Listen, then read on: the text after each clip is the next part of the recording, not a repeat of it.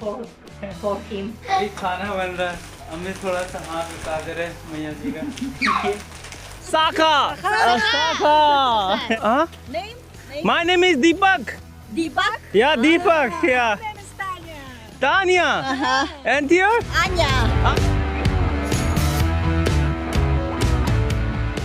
Good morning सभी को, कैसे हैं आप सभी। स्वागत है आप सभी को इंडिया से लेकर साउथ अफ्रीका तक के इस अद्भुत और रोमांचक भरी यात्रा में। इस वक्त हम साइबेरिया में एक स्पेशल यात्रा कर रहे हैं। हम जा रहे हैं दुनिया की सबसे ठंडी जगह ओमियाकोन। अभी हम रास्ते में ही हैं। यहाँ से अब ओमियाकोन की जो दूरी रह जाती है करीबन 800 किलोमीटर के आसपास। हम उसी रास्ते के बीच पड़ने वाला एक गाँव में है। गाँव का नाम हम आपको बाहर बता देते हैं। फिलहाल मैं आपको बता दूँ, कल रात को मैं यहाँ पे सोया हुआ था। ये एक छोटा सा स्टेडियम है। साइबेरिया के गाँव में ऐसा आपको जो स्पोर्ट वाला एकेडमी है ना, वो ज़्यादा देखने को मिलेगा, क्योंकि रशिया के स्टूडेंटों को स्पोर्ट में काफ़ी इंटरेस्ट है। इसलिए आपको रशिया देश में ऐसे स्पोर्ट एकेडमी आपको बहुत ज़्यादा देखने को मिलेगा। तो चलिए अभी हम आपको बाहर से एकेडमी दिखाते हैं। कल रात का ये हमारा बिस्तर था, यहीं पे सोए कल रात। अभी हमने बैग समेट लिया है, अब हम यहाँ से निकलते हैं। तो ये देखिए दोस्तों, बाहर से कुछ ऐसा दिखता है स्पोर्ट एकेडमी। और यहाँ पे सोने के लिए मैंने 250 रूबल पे किया था कल रात को। और इस गांव का नाम की बात करूँ तो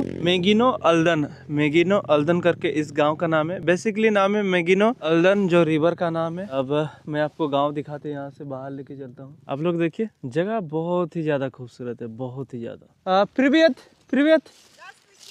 इस right root this Омьякон, да. Аймекон? Я. Ну да, через это, но далеко это. А? Это не Аймекон. This route? Вы пешком? Я. Это далеко выходить, трасса надо, трасса. Трасса? Трасса, ага. Да. Да, идите администрацию. А? Администрацию идите, О, помогут вам. administration? Администрация, ага. Окей. Ага, помогут.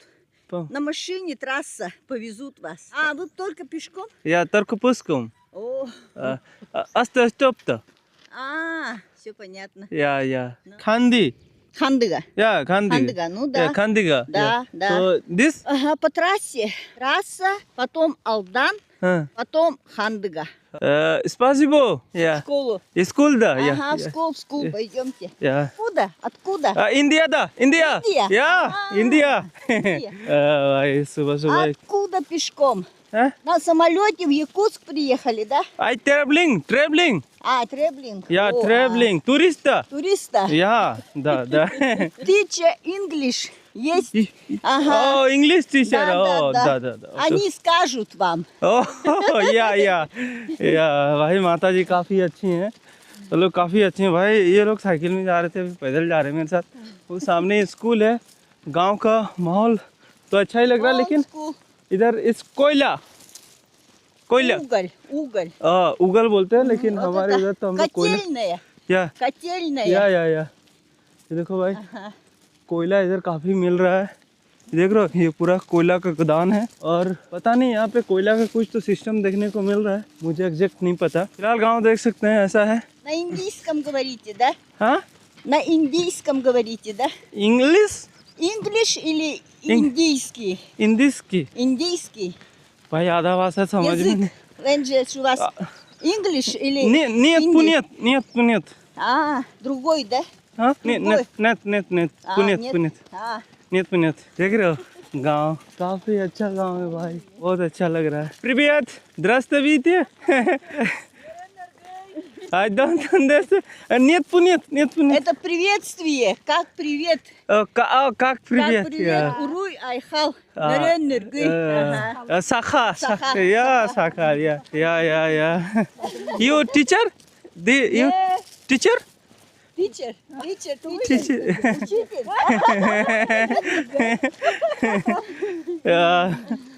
तो भाई अच्छे हैं साखा रिपब्लिक के लोग, रसिया का साइबेरिया एरिया। भाई देखो कितना सुंदर लग रहा है ये गांव। वाह, यहाँ पे लोग साइकिलें यूज करते हैं। देख रहे, माता जी साइकिल चला रही हैं। Аймекон будут же. Давайте будем фотографироваться. या Леока. Сюда. सीधा आ जाओ। Раз, два, три. Ya. Mi mau foto mi. Jeli ya. Ya Russia. Is Saka. या लोग अच्छे हैं भाई, अच्छा लग रहा है मेरे को। भाई मैं बता दूं, मैं रास्ता से भटक गया हूँ। मतलब जो मेरा मेन रास्ता से 10 किलोमीटर अंदर कोई दूसरा गांव में आया हूँ। यहाँ से अब मुझे अलग ही स्ट्रगल करना पड़ेगा उस मेन रास्ते में जाने के लिए। ओमियाकोन का एक ही मेन रास्ता है, वो जो नहीं बताया था आपको, रोड्स ऑफ बोन्स, वो सीधे 2000 किलोमीटर का रास्ता है, उससे लेकर मकदान तक। तो वही रास्ता मुझे वापस से पकड़ना पड़ेगा। मैं गाँव के अंदर आया हूँ। हाँ, my name is Deepak. Dibak? या दीपक, या Tanya. And your? Anya. Oh, is beautiful. Name is beautiful. भाई गाड़ी जा रहा है क्या? वाह, लोग अच्छे हैं भाई। एंड इधर बात करूँ, गाँव में सड़क उड़क नहीं है भाई। देखो, सरकार यहाँ तक पहुँचा नहीं है।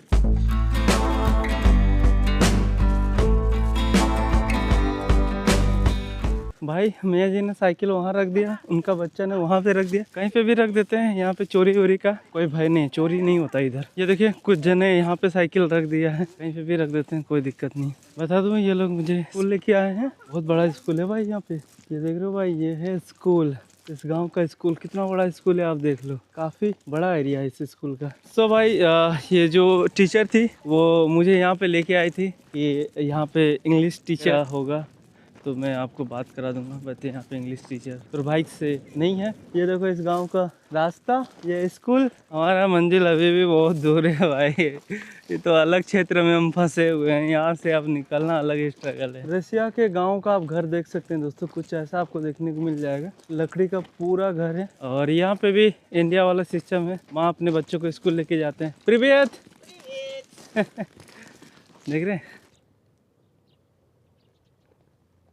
अभी भी रसिया के गांव के माताएं साइकिल चला रही है। आप देखिए, माताएं साइकिल चला रही है भाई रसिया में। गांव पे गाड़ी आ रहा है भाई, प्रिवियत आगे तक भाई। तो भाई एक गाड़ी रुकी हुई है और ये जो दीदी जी है वो कुछ कहना चाह रही है मुझे। Thank you. तो भाई काफ़ी अच्छी हैं, इन्होंने बोला कि आप सीधे चलते जाओ, मैं थोड़ा सा बच्चों को स्कूल लेके जा रही हूँ, मेरा काम से फ्री हो जाऊँगा 1 घंटा बाद, फिर आपको लेके चलूँगी वहाँ तक। प्रॉब्लम क्या है, ये प्रॉब्लम क्यों आती है? प्रॉब्लम देखिए, प्रॉब्लम तो आपके हाथ में है ही नहीं, कब आप प्रॉब्लम में फंसेंगे आपके हाथ में है ही नहीं है, वो तो आ ही जाता है। लेकिन उस प्रॉब्लम से कैसे बाहर निकलें, ये सबसे महत्वपूर्ण है। और मोस्टली टाइम आप देखेंगे ट्रैवलिंग में आपको काफ़ी मौके मिलते हैं, जब उस प्रॉब्लम का, चुनौती का, कठिन परिश्रम से सामना करके जब आप बाहर निकलते हैं तो आप एक ट्रैवलर का जो लेवल है ना वो थोड़ा सा और बढ़ जाता है और आप एक रियल ट्रैवलर कहलाते हैं। हर चुनौती का सामना करना, उसको पार करना बहुत कुछ सिखाती है ये ज़िंदगी। जब आप बाहर निकलते हैं, प्रॉब्लम देखते हैं, प्रॉब्लम का फेस करते हैं, सॉल्यूशन निकालते हैं खुद से ही। अब मेरे वाला कोई नहीं है, मुझे ही सारा कुछ करना पड़ेगा। तो इससे आपका माइंड बहुत स्ट्रॉन्ग हो जाता है, जो आपका बिल्ड पावर है ना, अब नेक्स्ट लेवल पहुंच जाता है। अब यहाँ से कैसे बाहर निकलूँ, क्या तरकीबें अपनाऊँ, तो मुझे ही सब कुछ करना पड़ेगा। तो ये सिखाती है ज़िंदगी, जब आप ज़िंदगी को ढूंढने निकलते हो। रसिया देश के गायों का जो मुंह का बनावट है वो देखिए दोस्तों। एक गाड़ी वाला को खड़ा किया हूँ, यहाँ पे थोड़ा पूछताछ कर रहा हूँ मैं, मेरी मदद करें। I am walking up to stop here, I am going crossing Aldan river brother, this Aldan. एक गाड़ी रुकी, 2 गाड़ी रुकी, ये तीसरा गाड़ी रुकी। इधर भाई काफ़ी लोग बाइक भी चलाते हैं। प्रिवियत और एक गाड़ी रुकी है दोस्तों, क्या लगता है निकल पाऊंगा क्या? खोदा या करो या ओके। ये भाई साहब बोले कि तुम यहीं पे रुको, शायद ये अपने पत्नी से मिल के कुछ पता नहीं क्या कुछ सॉल्यूशन करेंगे। और एक सज्जन मिले हैं, इनके साथ मैं चल के जा रहा हूँ। ये लोग मुझे बता रहे अल्दन रिवर के बारे में, जो मुझे आज क्रॉस करना है। सो ओनली क्रॉसिंग ट्रक, से हाय हाय। तो भाई मेरी बात दो भाई साहब से हुई थी, एक मेरे साथी थे और एक अपना घर गए और कार लेके आए मेरे लिए। आप देख सकते हैं अब इस कार में मैं वहां तक जाऊंगा, ये लोग मुझे वहां तक छोड़ रहे हैं। स्टैंड स्लीपिंग बैग या सर, थैंक यू, स्पासिबो। तो दोस्तों पता नहीं कब मैं पेरिस जाऊंगा और वहाँ पे आपको एफिल टावर दिखाऊंगा, पता नहीं वो कब दिन आएगा, लेकिन जाऊंगा ज़रूर और दिखाऊंगा ज़रूर। लेकिन मैं आपको रसिया में ये देखिए दोस्तों एफिल टावर, ये छोटा सा एफिल टावर है, इन गांव वालों ने बनाया है, बड़ा ही खूबसूरत एफिल टावर है। इसे देखने के लिए दुनिया तरसती है, इन लोगों ने यहीं पे बना दिया भाई। तुम लोग वहाँ जाने की जरूरत नहीं है, तुम लोग यहीं से देखो, ऐसा ही दिखता है एफिल टावर। और इस जगह की खूबसूरती मैं आपको दिखा देता हूँ। मैं बता दूं, वापस से मुझे ये लोग गांव पे लेके आए, बोले तुम तो देखा ही नहीं एफिल टावर, चलो हम दिखा लेते हैं, फिर वहाँ पे छोड़ेंगे। इन्होंने दिखा दिया, अब मुझे नदी पे छोड़ेंगे। भाई ये लोग भी बोल रहे हैं कि ध्यान रखना, भालू बहुत मिलता है इधर।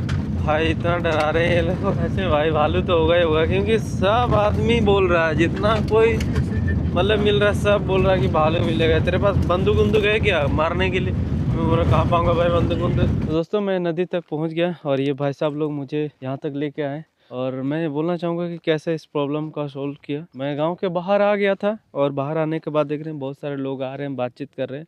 तो मैंने भी भाई जितने भी लोग आ रहे हैं सबको मतलब अच्छे से बात किया, प्रिवियत सब कोई। ये लोग मोटरसाइकिल में थे, तो मैंने तब पर भी मैंने इनका जो लोकल लैंग्वेज है रशियन लैंग्वेज, उसी में मैंने टूटा फूटा इन लोगों से बात किया। तो काफ़ी देर बात हुआ, तो फिर इन लोगों ने बोला कि रुको तुम यहाँ पे, मैं कार लेके आता हूँ, फिर आपको वहाँ पे लेके चलूँगा। तो इस प्रकार से हम यहाँ पे आए और ऐसा करके हमने सोल्यूशन निकाला। एंड दोस्तों वापस से हमारे सामने चुनौती खड़ी हो गई है, अल्दन रिवर। ये देखिए, अब इस रिवर को पार करना बहुत बड़ा चुनौती है। वो इसलिए दोस्तों बस इतना सा एरिया है, इतना सा एरिया को पार करने में मुझे 3000 रूबल देना पड़ेगा, यानी कि लगभग 3500 रुपया के आसपास, बस इतना सा एरिया। और उसके बाद वहाँ से फिर मुझे पैदल चलना पड़ेगा उधर आगे तक, मतलब ये नदी लगभग 4 किलोमीटर, उधर भी पैदल चल के फिर वहाँ पे रोड आएगा, ऐसा वाला रोड, फिर वहाँ पे मुझे वापस इंतज़ार करना पड़ेगा, कोई गाड़ी आ रहा है नहीं आ रहा है।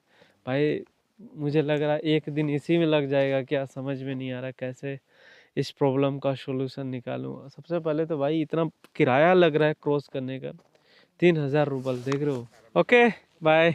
वो लोग अब जा रहे हैं, मैंने अपना बस्ता को यहाँ पे बिछा दिया, बैग रख दिया, अब यहाँ पे बैठते हैं। तो दोस्तों और एक नई फैमिली से मिलिए, ये है माता जी और ये है इनके पिताजी, योर फादर। और इनका जो गांव है, जिस गांव से हम आए, लेकिन इनका शादी खंदगा में हुआ है, तो ये भी अभी जाएंगे। पीछे जो कार है वो कार में अभी जाएंगे। थैंक यू बाबा। या तो भाई अभी नदी क्रॉस करने वाले हैं, समझ में कुछ भी नहीं आ रहा है। उधर से बर्फ़ पे चलने वाला एक गाड़ी आ रहा है, सब कुछ जा रहे हैं, दूसरा ऑप्शन है नहीं। ये देखो गाड़ी,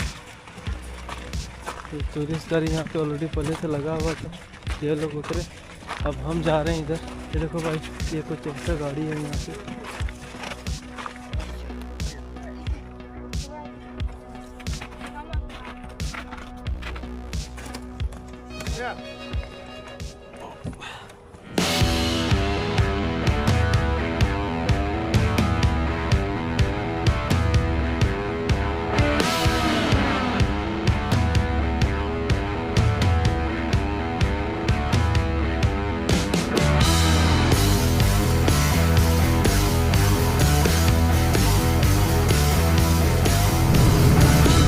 भाई 3000 गया बस वहाँ से यहाँ पार होने के लिए। चलो भाई उतर गए, उतरते के साथ यहाँ पे वैन लगा हुआ है, दोनों साइड गाड़ी रहता है तभी जाके चलता है, वरना पॉसिबल है नहीं। ये ट्रक कैसे पार होगा भाई?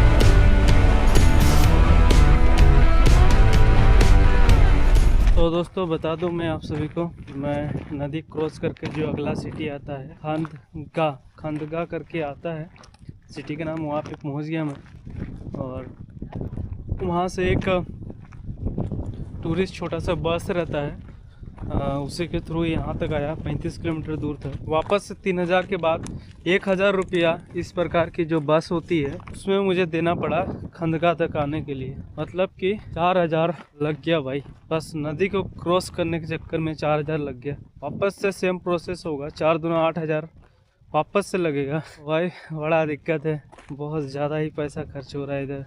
अभी भी उमियाकोन यहाँ से लगभग 800 किलोमीटर के आसपास तो होगा ही होगा। चलिए अब वापस से हम लोग चेकिंग करते हैं। गाड़ी वगैरह तो चलते दिख रहा है, देखते हैं क्या होता है, चेकिंग करते हैं भाई। ये लोग बोल रहे थे जो फैमिली मिली हुई थी, तुम आज हमारे घर में ही रुक जाओ। तो मैं बोला कि नहीं, मेरे पास समय की अभी दिक्कत है, मैं आगे बढ़ना चाहता हूँ। अगर कुछ भी हुआ तो मैं आपको फ़ोन करूँगा। तो मैंने उनका नंबर ले लिया है, देखता हूँ अगर आते वक्त या अभी तो फ़िलहाल लिफ्ट लेता हूँ। जो भी होता है, जैसा भी सिचुएशन होता है, मैं आपको कॉल करूंगा, ऐसा मैंने बोल दिया है। मैं बात करूं दोस्तों खंदगा विलेज की तो कुछ ऐसा दिखता है।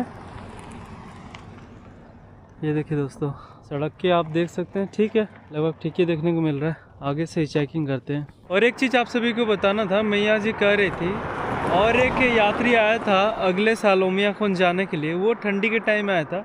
उस समय इसी गाँव में उसकी मृत्यु हो गई थी हार्ट अटैक आने के कारण।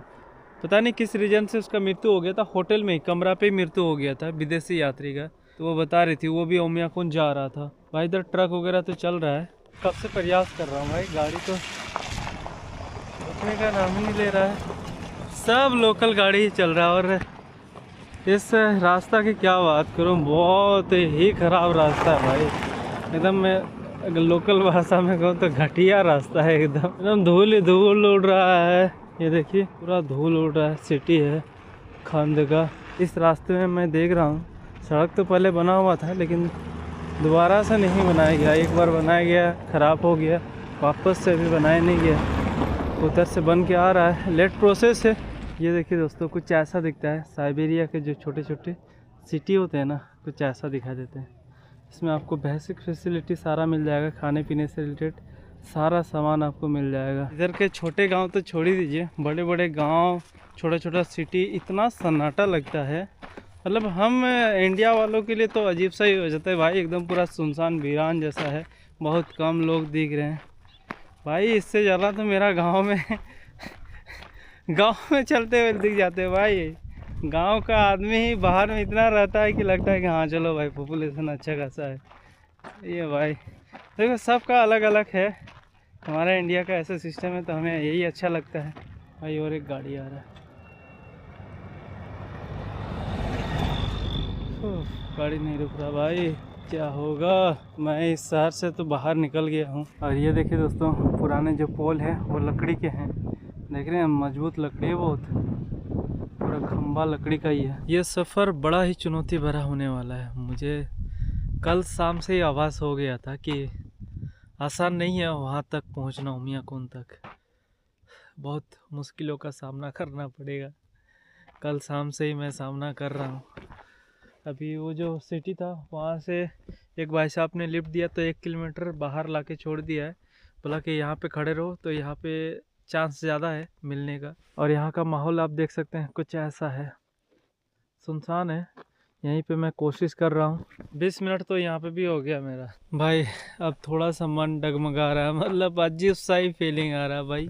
यहाँ पे 2 घंटा हो गया, समझ में नहीं आ रहा है आगे जाऊँ नहीं जाऊँ, क्या करूँ समझ में नहीं आ रहा है। इस जगह पे मतलब काफ़ी टाइम लग गया यहाँ पे। और दूसरा मेन बात ये है कि वहाँ पे नदी क्रॉस करने में मेरा बहुत ज़्यादा पैसा लग गया। और एक चीज़ ये है, नदी में ना बर्फ़ पिघल रहा है, उस कारण ना उधर से जितने भी आने वाली गाड़ियाँ हैं ना, वो आ ही नहीं रही है। ना ट्रक आ रहा है, ना कोई गाड़ी आ रहा है।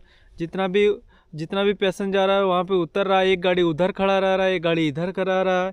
और नदी पार करने के लिए एक अलग से वहाँ पे गाड़ी है। तो ऐसा कुछ वहाँ पे व्यवस्था है, उस कारण ना गाड़ियाँ भी नहीं आ रही, इधर के लोग भी उधर नहीं जा रहे। और अभी सफ़र मेरा काफ़ी दूर है, मतलब अभी लगभग 350 किलोमीटर तो ऐसे चला भी जाऊँ, उसके बाद जो सबसे चुनौती भरा रहेगा उसके बाद रहेगा, क्योंकि उसके बाद बहुत ही ज़्यादा कॉम्प्लिकेटेड रास्ता आ जाएंगे, गाड़ियाँ चलेगा नहीं चलेगा कुछ भी नहीं कहा जा सकता। अभी समझ में नहीं आ रहा मैं क्या करूं, आगे बढ़ूं यहीं पे क्विट करूं, क्या करूं समझ में नहीं आ रहा है। क्योंकि सिचुएशन ऐसा हो गया ना, मुझे पता नहीं था इस नदी के बारे, और मुझे थोड़ा सा और इंतज़ार करके सोचना चाहिए था।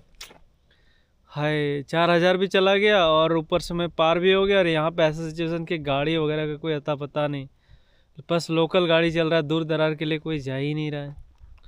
बड़ा प्रॉब्लम है अभी यहाँ पे, मतलब अजीब सा ही मतलब फीलिंग आ। दोस्तों अभी शाम के 4:30 हो रहे हैं और ये है गाड़ी नहीं मिला आगे के लिए, बस ऐसे ही टाइम पास के लिए बैठे हुए हैं। ये बोल रहे हैं कल हम जाएंगे उधर, मतलब उमियाकोन की ओर, तो अभी पता नहीं किधर किधर जा रहे हैं। बोल रहे आजा बैठ जाओ, तो मैं बैठ गया।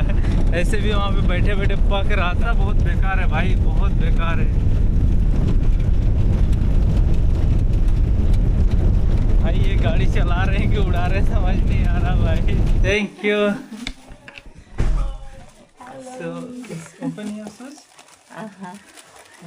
सो दोस्तों आपको बता दूं, मैं वहाँ से आ गया सीधे।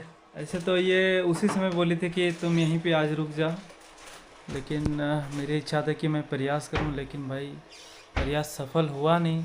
ये देखिए मैंने चावल नहीं खाया, तो मैंने बोला आपके पास चावल स्पेशल फॉर। तो भाई अभी खाना बन रहा है, हम भी थोड़ा सा हाथ बता दे रहे मैया जी का।